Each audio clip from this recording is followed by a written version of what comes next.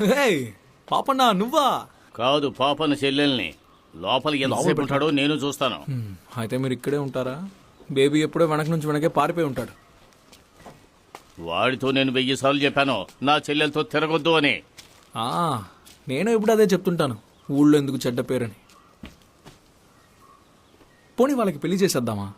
ఏమంటారు? ఆపేవాడు ఎవడు చెప్పండి, ఏమంటావు? ఎవడు ఆపుతాడో నేను చూపిస్తాను రా. ముందు టీ తాగుదాం రండి. టీతో పోటీ పడ్డానికి ఎవరు లేదు తెలుసా?